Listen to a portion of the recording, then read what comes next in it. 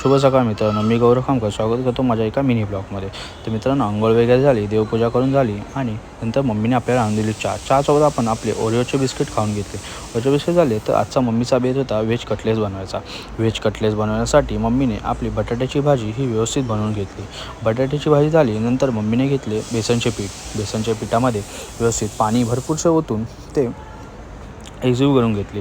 त्याच्यामध्ये हळद, मीठ, तिखट हे सगळं घेतलं आणि परत हे बेसनचे पीठ हे एकत्र मिश्रण करून व्यवस्थित ठेवून दिले. त्याच्यानंतर मम्मीने तेल तापत ठेवून एका साईडला ब्रेड कट करून घेतले. त्याच्यावर आपली जी बटाट्याची भाजी झाली होती ती व्यवस्थित लावून त्याच्यावर एक सुका ब्रेड लावून घेतला. सुका ब्रेड लावला आणि ते मध्यभागी कापून हे व्यवस्थित कट करून घेतले. व्यवस्थित कट तर झाले नंतर ते आपल्या जे बेसनचे पीठ झाले होते त्याच्यामध्ये एकत्रित करून झाले आणि नंतर मग ते तेलामध्ये सोडून व्यवस्थित तळून घेतले. व्यवस्थित तळून घेतल्यानंतर मित्रांनो, असे झाले आहेत आजचे आपले व्हेज कटलेट्स तयार.